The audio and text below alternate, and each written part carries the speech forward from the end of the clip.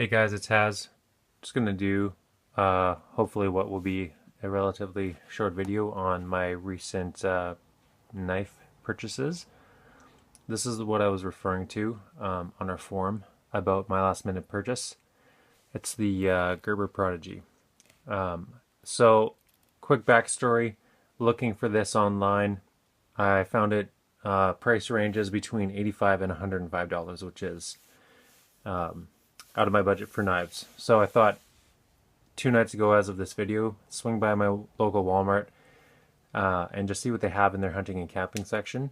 And I came across this. They had three. I'd never seen this knife there before. Prodigy. I'd seen other Gerber knives, but nothing like this. And so I thought, well, that's interesting. And lo and behold, it was on sale for $30. So $30 to $40 is the meat of my budget per knife. Excuse me. So immediately I'm like, I got to do this. They only have three. Once those three are gone, it's possible we'll never see them again in my city, and I'd be back to looking at them online for those respective prices. So I had to pick one up, and so here it is. I've only had it for a couple days already. Easily worth a purchase, especially grateful that it was within my budget range. So this is a knife that is at full length, 9 3/4 inches long, which is my happy range. Between 9 and 10 inches is for a fixed blade is what I've been kind of interested in. So we've had discussion. This is the partially serrated version. I did find out that Walmart exclusively carried a full fine edge for about a year, and that's been discontinued. So the sheath in itself, real quick, super nice, and it's putting all my other sheaths to shame, and I'm going to be doing something about that. But this is a superb sheath. Really happy about that. And so yeah, we have a blade length of 4 3/4 inch, a handle length of 4 5/8 inches, an overall length of 9 3/4. Blade width about 4.5 to 4.7 millimeters. So it's got a really beefy feel to it, and it's got an overall weight of 204 grams. So compared specifically to my Cold Steel Peacemaker, this feels a lot beefier. And it feels like a hatchet out of the two. Very comfortable molded grip, full tank construction, and you can see on the end here, it's got a glass breaker slash skull crusher, if you want to term it that way. Made in the USA, and it is a 420 high carbon blade. So it's, I think, decent quality for this price range of knife, and definitely feels pretty sharp and ready to go right out of the box. So there's my Gerber Prodigy. Really pumped to have been able. I was looking at something else online that would have been, I guess, considered a less well-made knife for the same price. So to be able to come across this guy, really happy about that. That's cool. So there's that. Next up is my Cold Steel Peacemaker 2, and the 2 part just refers to its full-size version, and there's a slightly smaller version to this. So this one has a blade length of 5 1/4 inch, and its handle length is 4 3/4 with an overall length of 10 1/4 inches.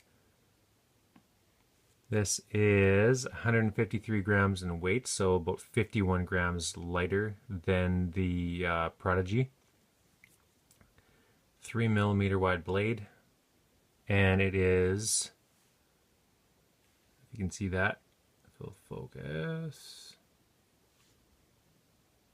German German 4116 stainless. to my understanding, again, a pretty decent quality type of steel for this price range of knife. This one is super duper, in fact. I really love this knife. This was my first purchase into collecting and camping knives and whatnot, and I really like this thing. So out of between my Prodigy and the Peacemaker, this would feel more like a precision knife. It's lighter weight and has, I believe, a significantly sharper blade. It's just razor sharp, and so this would be something that you would use for more fine work. I think it can take a beating as well, but it feels just a lot more nimble and easier to wield. Alright, and as far as the sheath goes, I mean, I've already sent some emails away about getting a replacement for this. This does the job in the meantime, but the Prodigy sheath is so much better. So this is the original belt clip that comes with it. So what I did in the meantime is I've added a key ring on here, and I have a couple of things I can do to attach it to my belt. Is either use this D-clip D-ring piece, goes on the belt, or attach the carabiner on there and just slide this into my belt loop. So that's what we're going to do to get by until I find what I feel will be a better carry for this. So there's that. Then we're going to do honorable mention. This is my son's SOG Seal Pup. And I believe this is the baby version of the Seal knives that are available through SOG. This one has a powder-coated blade. I think it's full tang. I haven't been able to find any definitive information about that. But the Cold Steel and the Gerber are full tang right to the end of the handle. This has a 4 3/4 inch blade, 4.5 inch handle, and 9 1/4 inch overall length. It's got Oz-8 stainless steel and a little bit of serration there, as you can tell. The handle material is a really hard mold. It's not, your hands can't compress into it at all, but it's got a lot of diamond pattern on there and a lot of ridges, so it feels pretty secure. So he's been really happy with it, and it's a pretty good knife, pretty solid overall. I've heard really good things about it. He's kind of babied it and taken care of it. Actually, no, he's only had it since midwinter, so he hasn't really had a chance to put this to the test, but he will.